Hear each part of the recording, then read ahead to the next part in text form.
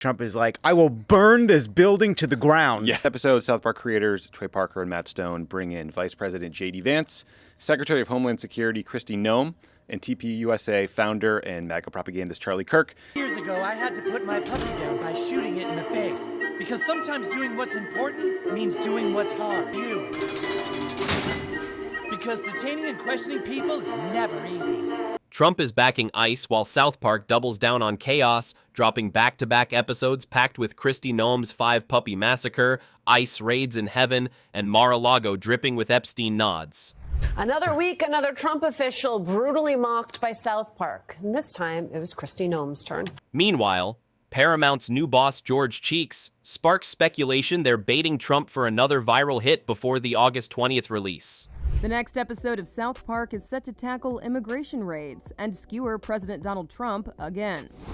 This is their second episode of the season, and they waited 2 whole weeks after the premiere to drop it. And you can tell where that extra time went. Hyper-detailed animation, visuals crammed with political Easter eggs, and of course, satire so sharp it could cut glass. They're not just poking Trump here, they're dragging ICE into the mud right alongside him. The sort of more important political context is the fact that they are talking about ICE. They are talking about ICE's recruitment efforts. They are talking about the fact that you essentially have rogue institutions that are operating without any regard for the law. Now remember, Trey Parker and Matt Stone aren't exactly struggling for budget. Thanks to that monster $1.5 billion deal they locked in with Paramount, they've got the green light for 50 more episodes and the exclusive streaming rights on Paramount Plus, which means they can push every boundary they want without losing sleep over it. The heaven bit is brilliant. What a stupid time. I love it. Yeah, so remember the context here is Paramount just cut a $1.5 billion deal with Stone and Parker for 50 new episodes of South Park. Episode stacks the deck. Trump's in it, Vice President J.D. Vance is in it, Kristi Noem from DHS is in it, Charlie Kirk from TPUSA is in it, and even Mr. Mackey ends up joining ICE. Why? Because the federal budget gets slashed and his counselor gig gets axed. So naturally, he moves straight into working for the Immigration Enforcement Agency that'll basically take anyone. Hey, Satan! Meet the new face of Homeland Security. Whoa! Oh my God! I just want to go. This place is gross. Would you like me to apply the baby oil to Satan's altar, boss? Okay, look, I think there's been a misunderstanding. And speaking of Kristi Noem, remember how she proudly admitted in her memoir to shooting her own dog, Cricket? Well, South Park doesn't just bring it up once for a quick laugh. No, they crank that dial to 11. In this version, she's on an outright puppy killing spree. We're talking 5 puppies gone, including Crypto, Superman's dog, because apparently no animal is safe around her. Satan's altar, boss? Okay, look, I think there's been a misunderstanding. I'm gonna just take a little break here. Hey, come on! Relax, gang! Okay, so they're, Who was the new face of Homeland Security there? I'll explain. So in case you had trouble hearing that, It's grotesque, it's over the top, and that's the point. They're doubling down after the first episode's Tiny Pens gag about Trump already had the White House fuming. Instead of backing off, South Park escalates, throwing in ICE raiding heaven and some Mar-a-Lago chaos for good measure. A few years ago, I had to put my puppy down by shooting it in the face. Because sometimes doing what's important means doing what's hard.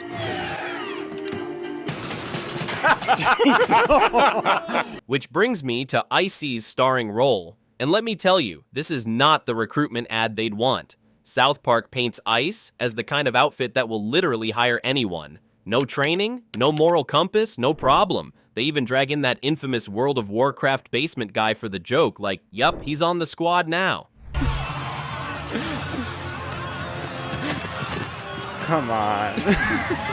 So stupid. Remember, only detain the brown ones. If it's brown, it goes down. Look out! The raids in this episode are so absurd that you can't help but laugh and cringe at the same time. First stop, a live Dora the Explorer show. Yup, right in the middle of the performance, families are yanked out and deported, and the satire only gets darker from there. ICE agents storm heaven itself because apparently even the afterlife isn't safe, making sure to deport only the brown ones. Subtle? Nope. They don't even try to be. Oh, excuse me, I'm sorry.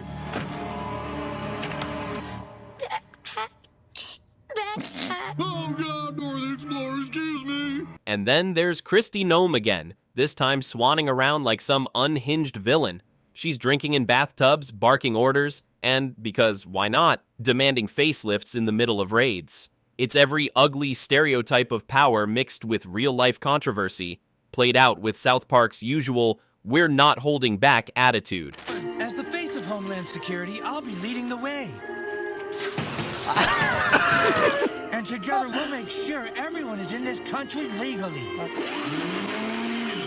So let's get out there and get them, recruits. Together we can make it happen. And here's the kicker. In reality, Trump has been one of ICE's loudest cheerleaders for years, calling them heroes and insisting critics are just soft on crime. So this portrayal? Yeah, that's a direct slap at him and everything he's been defending. They even throw in parallels to real-world creators who carefully edit out counter-arguments so their clips go viral faster. You've seen it before, cut out anything that makes you look bad, pump up the parts that make people angry, and watch the views roll in. The truth? Yeah, that's optional. The only thing that matters is engagement and payout. Has the opportunity and the potential here to sort of frame this period and define it in a way through humor, through media, that we haven't seen in a long while. So this isn't them pulling punches or trying to play it safe. This is them saying, yeah, we heard you didn't like the last one. Here's something even worse.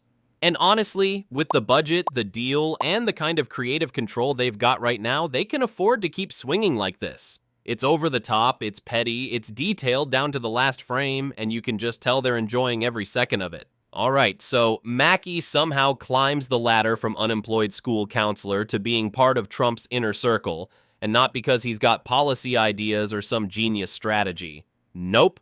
He gets the upgrade after Kristi Noem's face literally slides right off in front of everyone at Mar-a-Lago. So the reason Trump wants to replace Kristi Noem as the head of DHS with Mr. Mackey is because her face keeps falling off and then running away and scaring customers at Mar-a-Lago. Visually, Mar-a-Lago is ridiculous in this episode. South Park pours what looks like one of their biggest animation budgets in years into rendering Trump's resort in all its over-the-top, gold-plated tackiness. But it's not just expensive backgrounds, they mix in Epstein references so casually it's almost unsettling. You've got Dora the Explorer, yes, the same Dora who got swept up in that ICE raid earlier, now reappearing as a massage worker for an Epstein-like figure. And they don't even make it subtle. It's right there in your face. Massages? Yeah, for Epstein? Yep. Was that Epstein? So, Or just an old guy? so Dora the Explorer is at Mar-a-Lago giving either Jeffrey Epstein or an Epstein-like figure a massage because she was captured during an ICE raid. Then you've got the real-world chaos that followed. DHS decides to lean into the joke instead of acting offended, tweeting out an ICE recruitment ad using a South Park still. That post racks up 45,000 likes. Critics who are dying for them to clutch their pearls are suddenly furious because it's way less fun when your target laughs with you. South Park fires back on X with, "Wait, so we are relevant?" That tweet blows up even more, pulling in 350,000 likes. Pretty aggressively. ICE tweeted a photo of like one of the images of the ICE raid in South Park, and they tweeted like join.ice.gov, and South Park quote tweeted it saying, "Wait, so we are relevant? Hashtag eat a bag of dicks." Charlie Kirk sees his cartoon self in the episode and just rolls with it, swapping his profile picture for the South Park version. JD Vance joins in with the "I finally made it" joke, and meanwhile, the Trump administration's reaction is described as stealing the joy from the mockery. Because when the people you're roasting act like they're flattered, it takes some of the sting out. And this Charlie Kirk. And remember, in episode 1, Donald Trump is in a sexual relationship with Satan.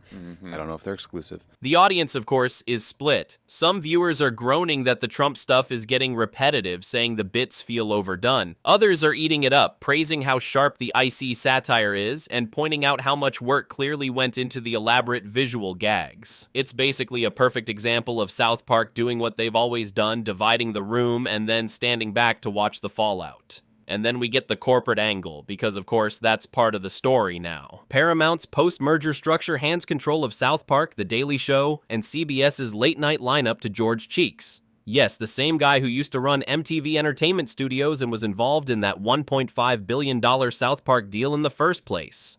Now he's got oversight over both traditional TV and certain streaming properties, meaning technically South Park's under his umbrella. $1.5 billion to these guys, and it's like, we're gonna fuck this. We're gonna make your lives miserable. Absolutely miserable. And we learned from the first episode the White House was watching, and they were quite angry about it. Yeah. Okay, so actual spoiler here. So the reason Trump wants to replace Kristi Noem, 40 fans are immediately speculating whether this new setup is going to neuter the political stuff.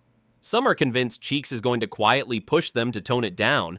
Others think it's just corporate reshuffling with zero impact on the actual scripts. Either way, it's got people talking, which, let's be honest, is exactly what any media company wants. Maybe this is going to make making fun of Trump profitable again.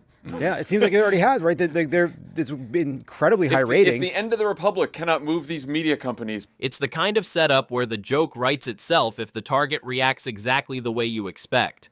And the timing is perfect for them. They've got the next episode dropping August 20, so if Trump gives them anything between now and then, it's like he's doing their writer's room a favor. It's a win-win for them. Either he ignores it and they still got their digs in, or he bites and they've got another viral cycle lined up before the next show even airs. Subscribe now so you don't miss South Park's next round of chaos and every savage shot they fire at Trump.